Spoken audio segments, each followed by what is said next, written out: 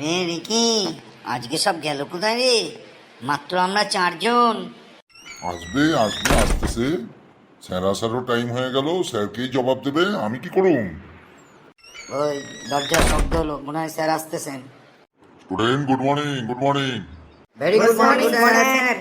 কি ব্যাপার, আজকে শুধুমাত্র তোরা 4 জন, বাকি সব গেল কোথায়?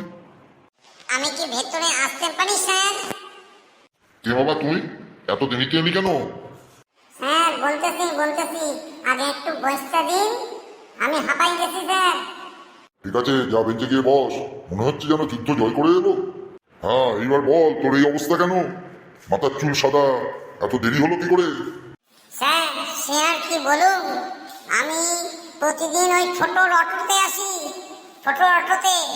আজকে ফটোর পেট খারাপ হয়েছে, ও আইলো না, বললো বাসে যাইতে হবে, তো বাসে উঠেছি। বাসে উঠাই স্যার নাইমা পড়েছি। উফ, সে কি ভিড় স্যার, আর পারলাম না। হ্যাঁ কি করুন, কোনো বাসে উঠতে পারছি না। আমি দেখলুম যদি আমি বয়স্ক ব্যক্তি হয় তাহলে বাসে তাড়াতাড়ি উঠিয়ে নেবে আমায়, ভাববে হয়তো অসুখ হয়েছে, হসপিটালে যাবে। ওই জন্যে আমি পচার সেলুনে গিয়া আমি চুলটারে সাদা রং কইরা দিলুম, চুলটা সাদা রং কইরা দিলুম বইলা স্যার বাসে উঠতে পারলাম। হ্যাঁ, বাসে কি করে উঠলি বল, তোর ব্যাপারটা বল, কি করে এলি তুই? আর বলেন কেন স্যার, বাস তো দাঁড়াইতেই চাইতেছে না।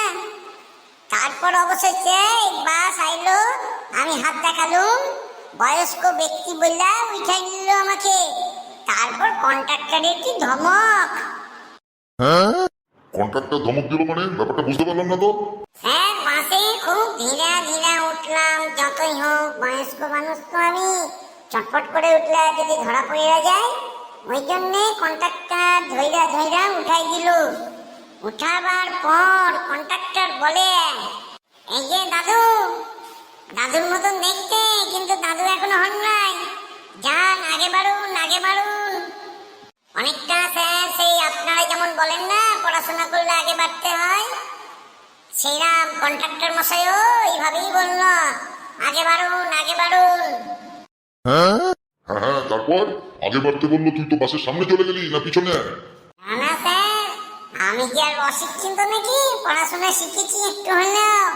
আমি দেখলাম দাদুদের সিটগুলো যেখানে থাকে, ওই যে বলে না সিনিয়র সিনিয়র সাইটিজেন না কি বলে না, সিনিয়র সাইটিজেন, ওই লেখাটা দেখলুম। দেখা একজন বসেছিল, ওইকে হাত ধইরা তুলে দিলুম, তুলে দিয়ে বললো দাদু বসেন বসেন, কি সম্মান দিল আমাকে। অনেক কষ্টে বসলাম স্যার, বসার পর এই স্কুলে পৌঁছালাম। এবার স্কুলের গেটে দারোয়ান আর ঢুকতে দেয় না আমাকে। আমাকে ভেবেছে কোনো স্টুডেন্টের গার্জিয়ান। ভাগ্যিস ভালো আমি আমার পরিচয়পত্রটা লইয়া আইছি, পরিচয়পত্র দেখাইবার পর আশ্চর্য হইয়া ঢুকা দিলাম। ঠিক আছে, বস বস। আর তোর জুড়িদারটা কোথায় গেল? কি নাম ছিল যেন? ঘন্টে ঘন্টে। স্যার ঘন্টে দাদু, দাদু ঘন্টে দাদু। হ্যাঁ, ঘন্টের দাদু, ঘন্টের দাদুর কি হয়েছে?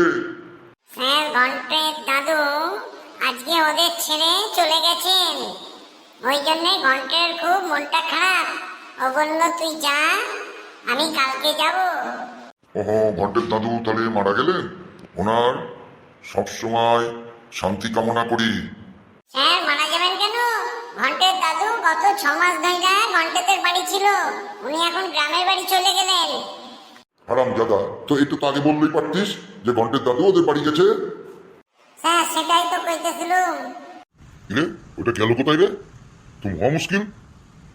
হ্যাঁ স্যার, ফুরুত কইরা কোথায় পাইলাইলো বুঝতে পারতেছি না।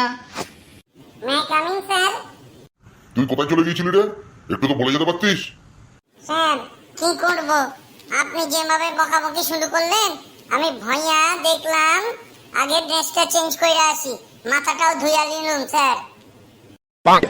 যা যা গিয়ে বস, পরের দিন থেকে তাড়াতাড়ি চলে আসবি। চলো, গরুর মতন এখন দাঁড়িয়ে আছিস কেন? যা গিয়ে বস। স্যার আর বৈশা লাভ নাই, স্কুল ছুটির ঘন্টা পড়ে গেছে। ঠিক আছে স্টুডেন্ট, তোরা আজকে যা বাড়ি, পরের দিন আমরা আলোচনা করব। পরের দিন ইংলিশ ক্লাস আমি নেবো তোদের। একটু ভেজিটেবল নিয়ে পড়াশোনা করে আসবি, শাকসবজি নিয়ে, বুঝতে পারলি? হ্যাঁ স্যার, সমস্যা নাই। বন্ধুদের বলবি চ্যানেলটাকে যেন সাবস্ক্রাইব করে, আর ভিডিওগুলো প্রচুর পরিমাণে দেখে আর লাইক করে, কমেন্টস বক্সে যেন লিখে জানায় যে ভিডিওগুলো কেমন লাগছে।